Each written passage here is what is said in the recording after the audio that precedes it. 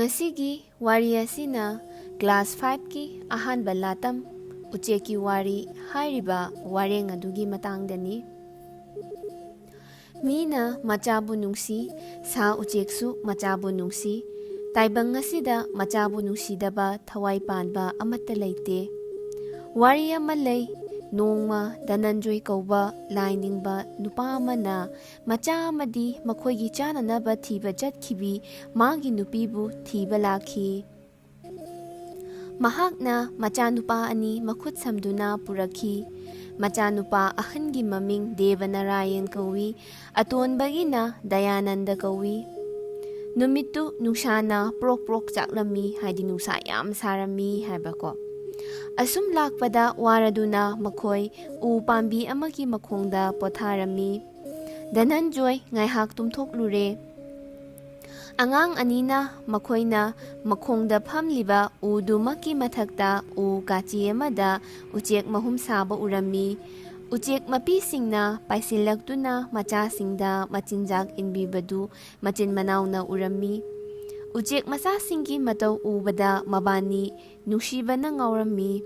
Mapana tumlingayduda Dayanandana uda kakatuna mahumdagi uchek macha ani lautharami. Uchek mapi anina matwai sokna lakna khongduna mafamduda koiray leisinduna pairami. Macha kaina bagi maisa langlaba uchek mapi anina angang anida yengduna shrap tawki. Nakoyshu namana pa kainaw akoygumna nakoyshu lepnamak awaba phango haidi uchek oijarasu moisu macha nungsiba khangebako. Dananjoyna mikap thorakpada macha anina uchek masa sanabadu ukhi. Mahakna themduna makhoygi pukning olhankhi. Amasung uchek macha anidu hanagi matawgum mahumda thamhalami. Mataw adu ubada uchek mapi anidu ngamkhay leitana pelami. Makhoyna angang anida thawjan piki kaina ruraba namana pa phangduna nakoyshu akhoygum amuk nungayba oishanu.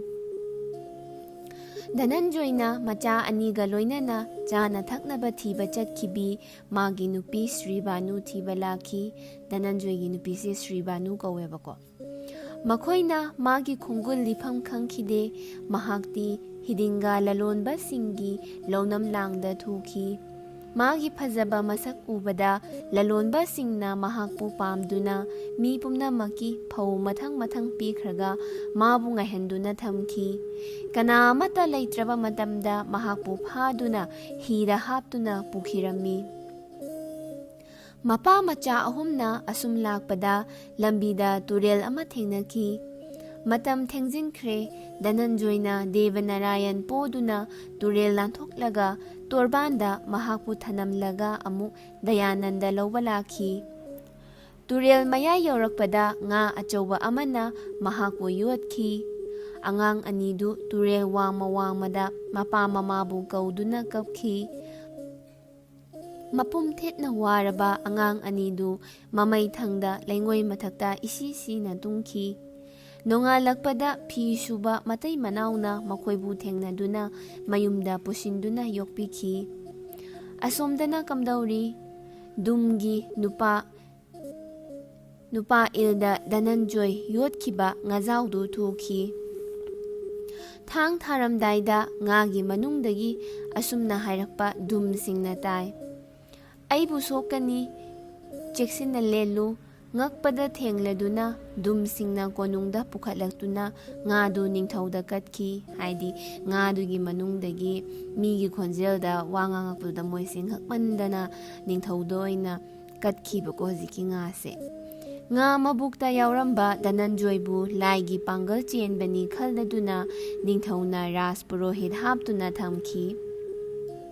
Amuk waba amuk nungayba miyoybagi hawnasani mama phakiba lalonba singdu angang anina leiriba hiden tafam adumaktada makhoygi hi tharaki.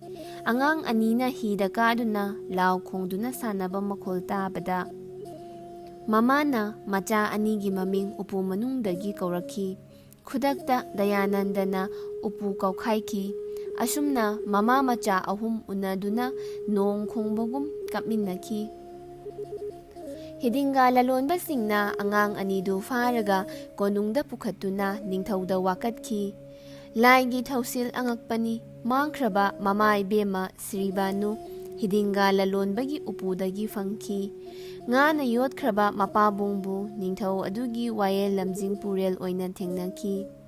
Hidinga lalonbagi launam langda thururaba angang ani mapabungi achumba wayel tabada soraren makutna lamba pangbagum nungaiki. Mafam amatada matam amatada makoi mama mapa macha punna unaki.